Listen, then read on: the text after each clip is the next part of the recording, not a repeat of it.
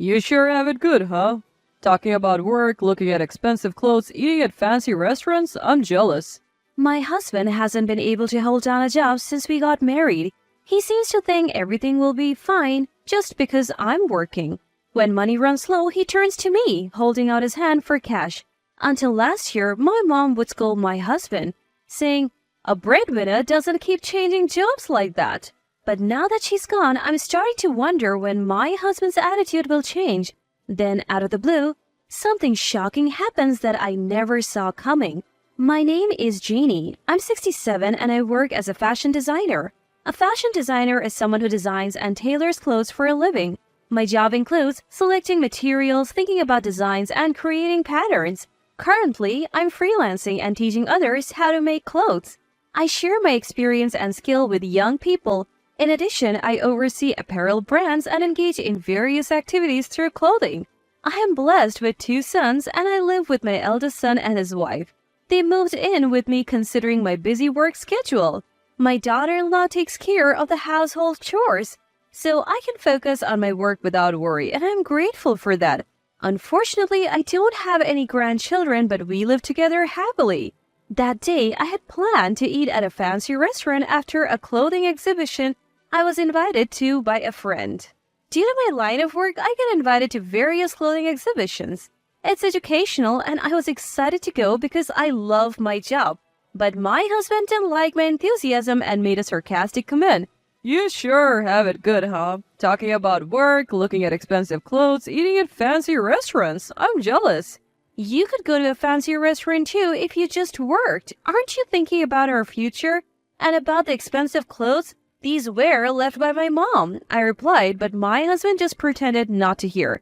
My husband has never been able to keep a job for long. It's been this way since we got married. At first, he said he was standing up for his colleagues at work and so on. After the second or third time, it seemed like the problem was with him.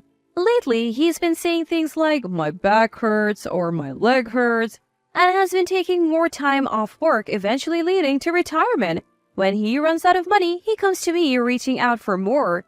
He takes the money saying he's going to look for work, but I can see he ends up gambling it away. He has gout, so I don't want him drinking beer or any alcohol, but he always drinks. I can't work because my back hurts and I have gout. You know that. Well, I know a lot of people with those problems and they all work, I said, but oh, it hurts. It hurts. Can you make me some coffee? My carefree husband would say. Then our eldest son's wife arrived. Yes, I'll make the coffee right away. I'm very grateful that our eldest son's wife is here, but I worry about her being a bit too upbeat. Mother-in-law, you are going out today, right? Leave father-in-law to me. I'll make sure he doesn't drink too much. Sorry for always leaving you with the housework and looking after my husband. I'll buy you a souvenir on my way back. Don't worry about it at all. Our eldest son's wife always speaks in a high tone, and I didn't want to hear that voice first thing in the morning. But I had to leave. On my way to the nearest station, I got a rare call from my second son, Tony.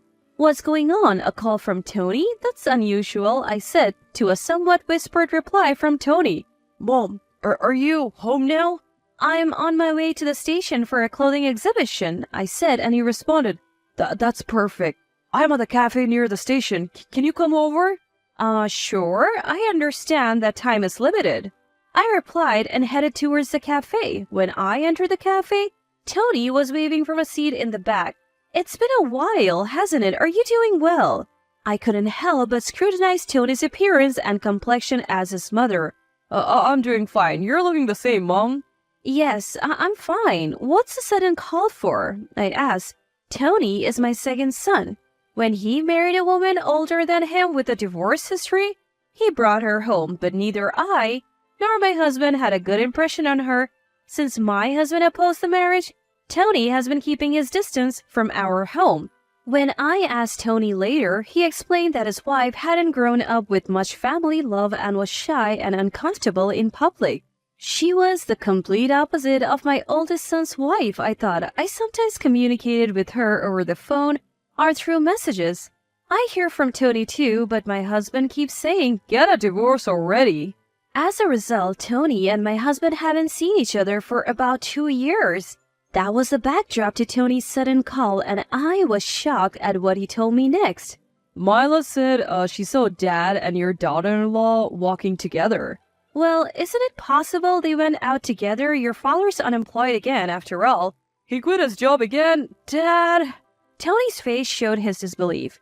If that's the case, it's even more likely that Dad and my sister-in-law might have been walking together, Tony said, adopting the pose of someone deep in thought. I mean, what's the big deal? Isn't it a case of mistaken identity? That's the thing. They didn't look like an ordinary parent and child. What do you mean they're not parent and child? As I tilt my head, Tony says, Mom, you're always so slow to catch on. Dad's having an affair, that's what it is. Tony's voice raises slightly before he quickly lowers it. No way, stop it. Someone must have mistaken him for someone else. That's just like Dad. I laugh, then announce it's time for me to head to the exhibition and leave the cafe for the station. Even after hearing Tony's story, I can't think of anything that would confirm it, but I'd be lying if I said I wasn't a little disturbed. My husband isn't particularly dapper, nor does he fit the mold of a badass dad. Nor is he bouncing or fat, but still, even at the clothing exhibition, I seem to be in a daze. I was even asked by a friend, is something wrong with you? So when the exhibition ended, I asked my other friends to go ahead with the dinner at the upscale restaurant, and I decided to go back. I'm back. Silence in the house. I wonder if they're out, I think. Then my husband and daughter-in-law return, laughing happily. The moment they see me, they seem to distance themselves a little. Weren't you having dinner at the upscale restaurant? My husband asked, looking puzzled. Mother-in-law, are you feeling ill? Francesca seems to show concern, but her voice is still high-pitched. Yeah, a little. More importantly, where were the two of you when I asked? There was a brief moment when my husband and Francesca looked at each other. No, Francesca said she's never gambled before, so I thought it would be a good learning experience. Then Francesca hit the jackpot, so we just ate at a steakhouse. My husband spoke quickly. Francesca, was it really your first time gambling? I can't believe you won like that. It was true. Maybe the horse tickets father picked were just good, right? They both seemed to be enjoying their conversation when Francesca's husband Lex, our eldest son, returned home. Apparently, he had overheard the conversation and was angry, saying, Dad, don't teach Francesca unnecessary things. What will you do if she becomes addicted to gambling? Seriously. I'm sorry, we won't go again. Francesca begged forgiveness with her hands together, but Lex seemed a bit upset. No wonder, Lex was serious and didn't gamble or smoke. He only drank a little alcohol, and it was still a mystery why he had married Francesca. Was it because Francesca was beautiful? Well, that didn't matter. Here, Lex, I bought pizza for dinner. You're a boring and serious guy, he said, handing over the pizza. Then he staggered into the house, perhaps having had a bit to drink. Lex offered to eat the pizza together, but I felt somewhat convinced by Tony's story and lost my appetite, so I declined. Lex also seemed concerned that something might be really wrong with me. A few days later, I was looking for one of Mom's keepsake garments. I noticed that there was one piece of clothing that I couldn't find. It was my favorite piece and I desperately wanted to wear it and go out, but I couldn't find it. As I searched around, my husband asked, What are you doing? You're making a lot of noise. I asked, Don't you know where Mom's keepsake garment like this is? My husband said, Clothes, aren't they all the same? And acted like he didn't know. That day, Lex, who was off from work, said, Grandma's dress? And helped me look for it, but in the end, we couldn't find it. Lex was raised with great affection by Mom, his grandmother. I think he must have been very lonely and sad when she passed away. He was a true grandma's boy after all. I was unsatisfied, unable to comprehend where I had put the dress, but time was short, so I decided to wear something else that day. My mom passed away last year from an illness, but she worked in fashion. My dad passed away in an accident when I was in high school. Mom managed to send me to technical college while working. With her career in fashion, she left me many dresses. She had many admirers and followers, and I am proud of my mom, who was loved by many. Seeing her all these years, I think I also wanted to work in fashion. If possible, I wanted to pass this job on to my son's wife, but my eldest son's wife seemed uninterested. The older dresses often have more value and they don't look out of place even today. When you look at a dress, you can tell whether it's valuable or not. The dresses my grandmother wore were very carefully made. The mass-produced clothes of today may be flashy, but they are inferior in value. I'm doing my job with pride so as not to extinguish the wonderful culture of fashion. But even before we got married, my husband showed no interest at all. Our marriage was arranged, so it felt like a blind date. It seemed my mom had seen through my husband's lazy tendencies. I used to always complain about my husband and defend him. But looking back now, I wonder if he was really the one I should have married against my mom's objections. Then one day my husband said, I'm going out to look for work again. And he seemed to be leaving with a bag. I was suspicious and asked him what was in the bag. His behavior was strange and he only answered, It's none of your business. So when I forcibly grabbed the bag, the dress of my mom's that I couldn't find the other day came out. I was genuinely surprised and shouted, What is this all about? What are you planning to do with this dress? He responded defiantly, saying things like, You have plenty of dresses. It's okay to exchange one for money, isn't it? I was so dumbfounded or frustrated that I could only sigh. Anyway, this dress is a precious keepsake of my mom's and I will not sell it, I said, taking it back. My husband looked like he wanted to say something, but I quickly put the dress away in the closet. A dress that was like a treasure to me was just something to be exchanged for money to my husband.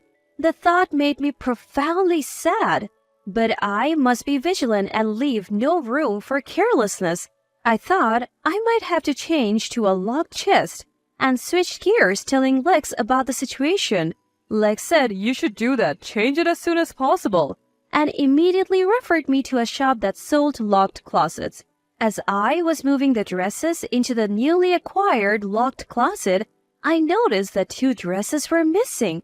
I probably thought my husband had taken them again, but I knew he would deny knowing anything if I asked. So I didn't pry. Instead, I had attached a recording device to the underside of the table. I wasn't really keen on the idea, but Tony persuaded me, so I reluctantly agreed to set it up. Then, to my surprise, there were voices on there that were far beyond what I had anticipated. Right after I left for work, I heard the sound of footsteps coming down the stairs, supposedly from my eldest son's wife. Then, Father-in-law, mother-in-law have put a lock on the closet. Can't steal clothes anymore, huh? Lex said he's going to refer someone to take care of it. Isn't Lex suspicious too? No way, he's just serious and a mama's boy who loves his mother. Lex is a mama's boy, huh? The sound of their laughter was recorded. After that, there were only sounds like my daughter-in-law starting the laundry or cleaning, and then the tape ended. I didn't prepare a new tape because I didn't want to hurt myself any further. However, I began to steadily prepare for divorce, agonizing over how to talk to Lex about it.